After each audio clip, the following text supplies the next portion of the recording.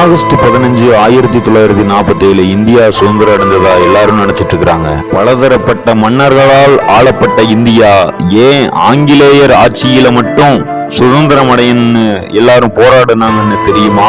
வியாபாரம் செஞ்சு பணம் சம்பாதிக்க வந்த ஆங்கிலேயர்கள் இந்தியாவுல வாழ்ற மக்களையும் இங்கிலாந்து மக்களையும் பாகுபடுத்தி பார்த்தாங்க.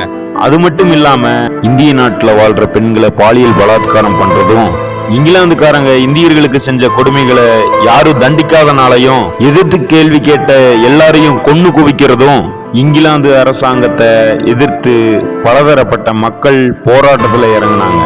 அவங்களோட எண்ணம் நாம ஆட்சி செய்யணும் இங்கிலாந்து அரசுக்கு பதிலாக அப்படிங்கிறது இல்ல. இந்தியாவுல இந்த மாதிரி கொடுமைகள் நடக்காம இருக்கணுங்கிறது மட்டும்தான் இருந்தது. இப்ப சொல்லுங்க இந்திய மக்களே, இந்தியா உண்மையாகவே சுதந்திரம் அடைஞ்சிருச்சா? வீதியில தங்களோட வாழ்வாதாரத்துக்காக விவசாயிகள் போராட்டம் நடத்திட்டு இருக்காங்க.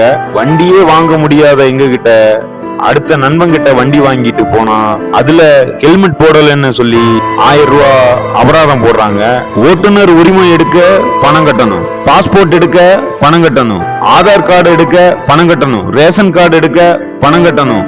வண்டி வாங்கினா ரோட் டாக்ஸும் கட்டணும், சுங்கத்துல வரியும் கட்டணும். உங்களோட ஆதார் கார்டையும் பேன் கார்டையும் இணைக்கிறதுக்கு வேற 1000 ரூபாய் அபராதத்தோட பணம் கட்டணும். அரசு மருத்துவமனையிலையும் அரசு பள்ளிகள்லயும் பற்றாக்குறையா சேவைகளை தந்து தனியார் நிறுவனங்களை அதிகமா லாபம் பார்க்க வைக்குது இந்த அரசு. வட்டிக்கு பணம் வாங்கினா கூட வருஷத்துக்கு 12 ரூபாய் வட்டி. ஆனா இங்க ஜிஎஸ்டி 100க்கு 18 ரூபாய். 8000 கோடிக்கு கோயில் கட்டுறதுக்கும், விஜயமல்லையாவுக்கு 2000 கோடி கடன் கொடுக்கறதுக்கும், பிளைட் ஏறி ஊரு சுத்துறதுக்கும் எவன் எக்கேடு கெட்டு போனா எனக்கு என்ன?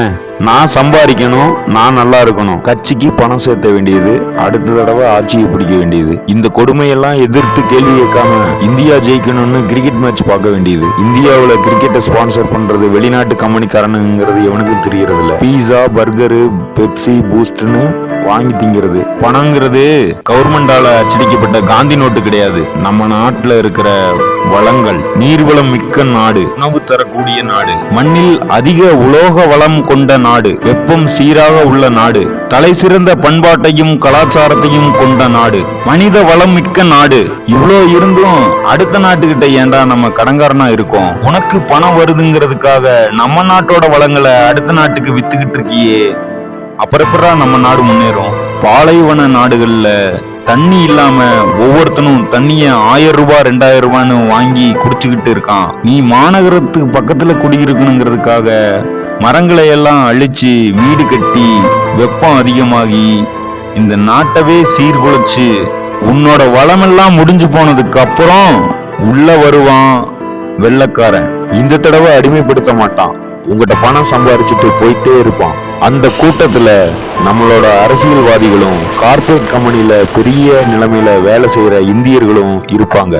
உனக்கு தண்ணி வேணும்னா அவங்கிட்ட கைகட்டி நின்னுதான் ஆகணும், சோறு வேணும்னா அவன் காலை நக்கித்தாண்டா ஆகணும். இந்தியாவால அச்சடிக்கப்பட்ட அந்த காகிதங்கள்லாம் பயனற்று போகும். இந்தியாவால பதிந்து தரப்பட்ட பட்டாவெல்லாம் செல்லுபடியாகாது. இடத்த காலி பண்ணுனா காலி பண்ணி தாண்டா ஆகணும். நீ அடிமைத்தனத்தை கண்டு எதிர்த்து நிக்கிறவனா இருந்தா, உண்மையான ஆம்பளையா இருந்தா, இல்ல வீரமிக்க பெண்ணா இருந்தா இந்த வீடியோவை 4 பேருக்கு பகிர்ந்து விழிப்புணர்வை ஏற்படுத்து.